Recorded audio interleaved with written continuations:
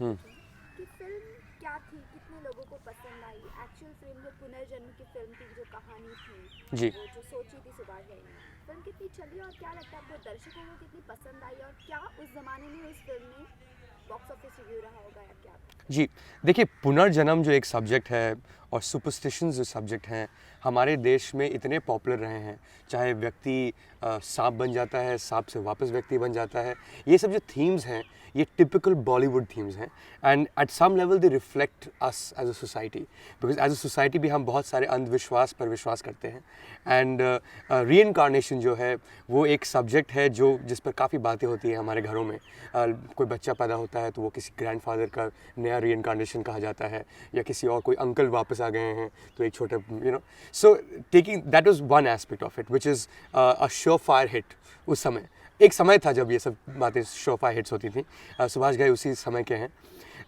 Second and most important जहाँ तक कर्ज का सवाल है is really the music. I think जो एक गाना है एक हसीना थी, उस पर तो फिल्म भी बन चुकी है उस नाम पर। वो ट्रैक अब भी जो लीडिंग डीजेज हैं डिस्कोथेक्स में उसको रीमिक्स करते हैं and it still remains one of the most popular tunes in the history of Hindi films. I think Laxmikant Pyarelal ने जो कॉम्पोजिशन जो किया है, मैं तो काफ़ी सालों से ये सोचता था कि ये ज़रूर कहीं से चोरी किया होगा, but it turns out is really original and it is the finest tune ever thought of so far as I can think. Thirdly एक इंट्रीग का प्लॉट है, किस एक मौत का बदला, उससे ज़्यादा फिल्मी बात नहीं हो सकती है और पुनर्जन्म से भी ज़्यादा फिल्मी बात नहीं हो सकती। इट्स नॉट सरप्राइजिंग कि जब हम उस जॉनर को स्पूफ करते हैं, जब हम उस पर नॉट मजाक गलत शब्द होगा, ऐसे ट्रिब्यूट पे करते हैं उस जॉनर को, जब जैसे ओम शांति ओम जैसी फिल्म बनती है तो हम वापस कर्ज पर जाते हैं। There has to be a reason. I think ऐसी कहानियाँ इटर्नल होती हैं, which is not to praise it to the skies, because ऐसी कहानियाँ जब इटर्नल होती हैं तो अब भी देख सकते हैं, बट वो थीम अब चला गया।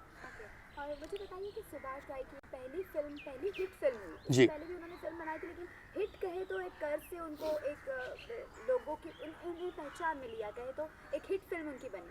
तो पहला ही फिल्म से उनको जो इतना रिस्पॉन्स मिला लोगों का, तो किस तरीके से द ऑडियंस ने उन्हें सपोर्ट, या ऑडियंस से उन्हें ये सपोर्ट मिला ताकि ये फिल्म और हिट हो? जी, देखिए कुछ ऐसी बातें हैं जो अब की जाती हैं। पहली बात है कि डायरेक्टर्स ऑफ फिल्म को एसोसिएट करना, ये काफ़ी इवॉल्व्ड फिल्म मेकिंग कल्चर का एक नमूना है कि आप ये सोचें कि फ़िल्म का डायरेक्टर कौन है उसके बाद वो फिल्म देखने जाएं। बहुत सारे देशों में ऐसा होता नहीं है। बहुत सारे देशों में आप हीरो के नाम पर ही फिल्म देखने जाते हैं। एंड ये जो अब हो रहा है ये सुभाष घई इतने साल पहले करते थे। मुझे लगता है कि पीआर के जो मशीनरी के जो मास्टर स्ट्रोक हैं वही सुभाष घई हैं। And that probably started with कर्ज, बिकॉज अगर आप कमर्शियली सक्सेसफुल फिल्म नहीं बनाएंगे तो लोग आपके फिल्मों को एसोसिएट नहीं करेंगे in terms of entertainment. And I think it started there and it continued for a while. उनका अच्छा रन रहा and to that extent you have to give it to him, because ये जो शोमैन जो शब्द है, इस शब्द का क्या मतलब होता है, ये किसने सोचा होगा? मुझे लगता है सुभाष घई ने ही सोचा होगा।